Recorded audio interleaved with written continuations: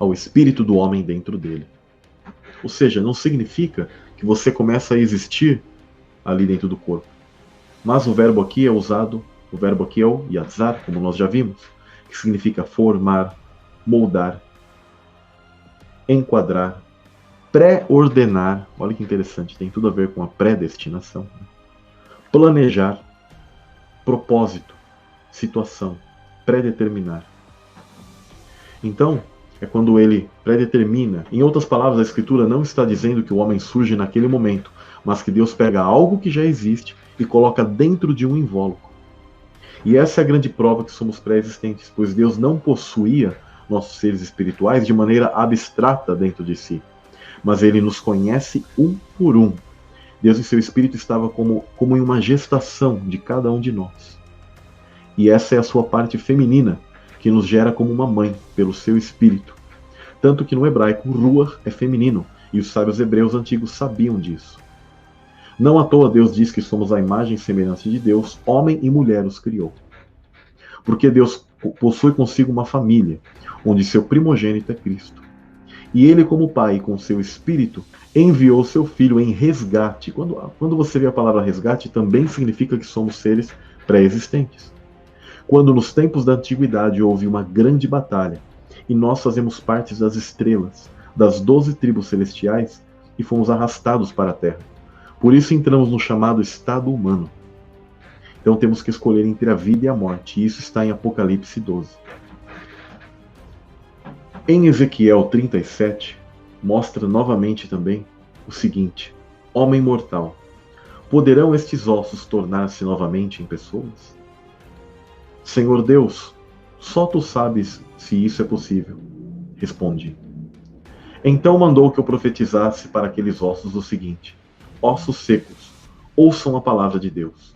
Porque o Senhor Deus vos diz: vejam, soprarei sobre vocês e tornarão a viver, ou seja, voltarão a viver. Tá? Eles já eram existentes. Serão revestidos de carne e nervos e cobertos com pele. Soprarei sobre vocês o Espírito, e onde viver e saber que eu sou o Senhor. Isso aqui está falando o que ele fez sobre Israel. Israel estava morta. Falei-lhes, pois, essas palavras da parte de Deus, tal como me disse, e começou a ouvir-se um ruído por todo o vale. Ainda enquanto eu falava, tudo se agitava e os ossos juntando-se com os outros, de acordo com a estrutura do corpo.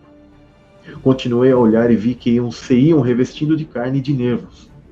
Depois cobriram-se de pele. No entanto, faltava-lhes a vida, ou seja, o ser. O corpo, o invólucro foi feito. Por isso disse-me que mandasse vir o Espírito sobre eles. Assim diz o Senhor Deus: vem dos 4 pontos cardeais, ó Espírito, e sopra sobre estes corpos inertes que vivam. Disse então isso mesmo, e os corpos puseram-se a mexer com vida, levantaram-se e formavam um exército imenso de gente. Oh glória! Isso significa ressurreição.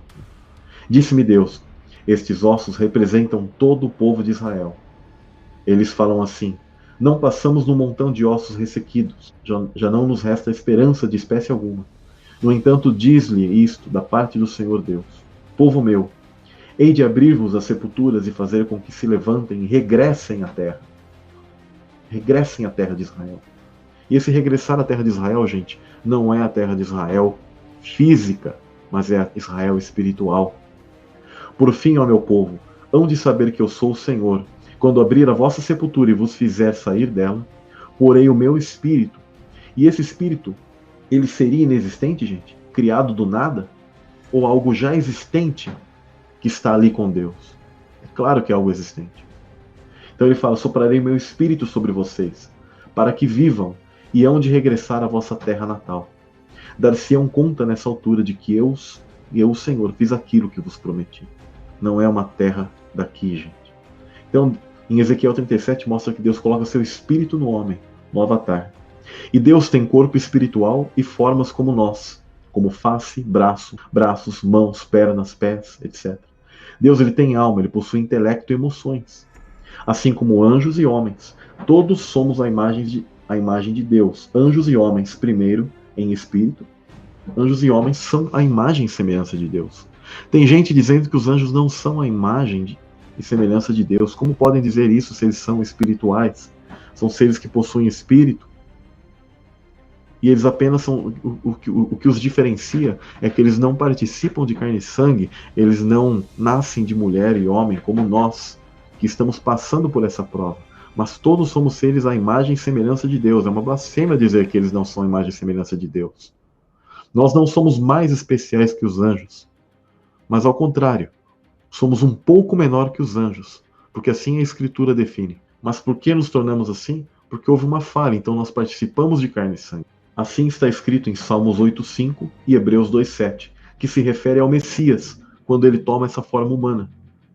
Por isso que ele diz o seguinte: tu o fizeste um pouco menor do que os anjos, e o coroaste de glória e de honra. Ainda assim, Cristo, aqui como homem, ele é coroado de glória e honra. E hoje ele está em sua natureza diferente. E a Escritura, ela fala sobre corpos, os tipos de corpos. Mas Deus dá-lhe o corpo como quer, e a cada semente o seu próprio corpo.